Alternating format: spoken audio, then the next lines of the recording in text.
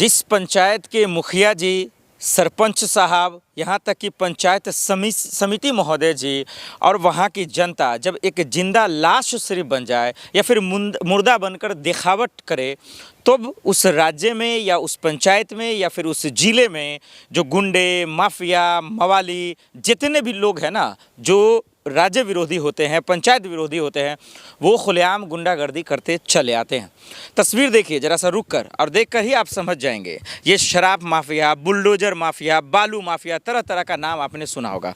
जब कोई मासूम या किसी पंचायत का जिम्मेदार आदमी जब इसका विरोध करने जाता है तो फिर उसको जो है इतना पीटा जाता है, इतना कूटा जाता है कि फिर उसको अस्पताल में ही उसका जो है इलाज बात होता है। लेकिन ज़रा सा सोचिए कि थाना वही है, प्रशासन वही है, मुखिया वही है, सरपंच वही है, लेकिन इसके बावजूद इन शराब माफियों को, इन गुंडों को, ये छोटे छोटे लौंडे सब है जो आज इस तरीके के आतंकवादी का रूप ले रहे हैं, गुंडागिरी कर रहे हैं।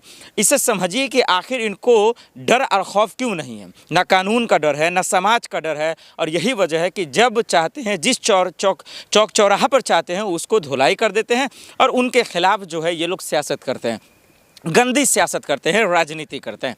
बिहार में अभी बीजेपी की सरकार बनी है। हाँ, मैं एनडीए की नहीं कह रहा हूँ, ना नीतीश की कह रहा हूँ। मैं इसलिए कह रहा हूँ बीजेपी का कि आप देख रहे हैं सिर्फ नीतीश कुमार जी नाम के हैं, सरकार तो बीजेपी का ही चल रहा है। खुलेआम जो है उनके चाहने वाले लोग गुंडागर्दी कर रहे हैं।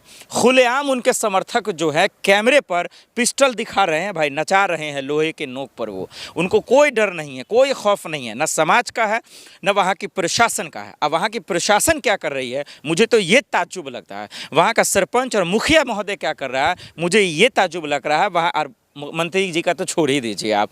ये मैं इसलिए बता रहा हूँ कि जनता को जागना, बिहार के मुल्क, खास करके बिहार के लोगों को जागना कितना ज़रूरी है, इस देश खास करके इस मुल्क के लोगों को जागना कितना ज़रूरी है। आप इस बात का अंदाज़ा लगाइए कि कोई आपके बेटे को पीट रहा है, कोई आपके भाई को पीट रहा है, कोई आपकी बहन को पीट रहा है, कोई किसी को मार रहा है, और लोग खुलेआम इसका तमाशा देखते हैं, लोग इसका विरोध नहीं करते हैं। और यही वजह है कि जब समाज के अंदर गंदगी बढ़ती है, जब भ्रष्टाचार बढ़ता है, जब गुंडागर्दी खुलेआम होती है और उसका जब कोई विरोध करने जाता है तो उसको पिटाई दे दिया जाता है, उसका खुलेआम जो है उसका कचुम्बर निकाल दिया जाता है।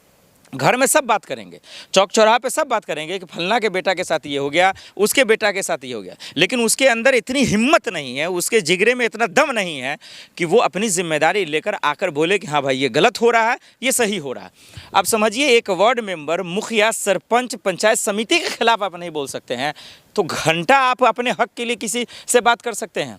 और यही वजह है कि आज मोहम्मदपुर क्वारी का पंचायत हो या फिर बिहार में कहीं का भी पंचायत हो, हर जगह इस तरीके की खबरें आ रही हैं। मैं खुद बिहार में रहकर अभी देख कर आया हूँ।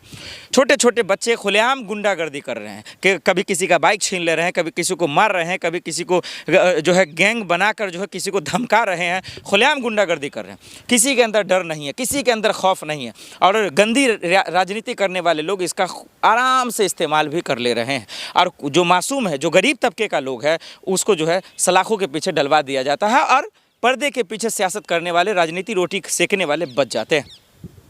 वीडियोस में सिर्फ इसलिए बता रहा हूँ कि ये जो जिंदा लाश का आप एक जो तस्वीर दिखा रहे हैं ना, वो मत बनिए। कम से कम ये बताइए कि समाज जिंदा है, किसी पंचायत का मुखिया, सरपंच और वहाँ का पंचायत समिति जिंदा है लोगों के लिए, क्योंकि ये लोग समाज के नौकर हैं, वहाँ पे रह रहे लोगों के नौकर हैं, और उसकी रखवाली करना उनकी जिम्मेदारी है, वहाँ के प्रशासन की जिम्मेदारी है, मुख्यमंत्री, विधायक, सरपंच, मुखिया सबकी जिम्मेदारी है। और इसके बावजूद अगर खुलेआम गुंडागर्दी हो रही है, इसके बावजूद कोई अगर अपने आप को असहज महसूस कर रहा है, वो अगर पूरी तरीके से महफूज नहीं है, तो फिर समझिए कि उस राज्य का क्या हाल होगा। वो मतलब किस लेवल पे जो है तानाशाही और तांडव मचा रहा है। प्रशासन, वहाँ के मुखिया, सरपंच से यही अपील है, भाई कम से कम ज़मीर ज़िंदा कीजिए और इन गुंडों को, मवालियों को जेल में डालने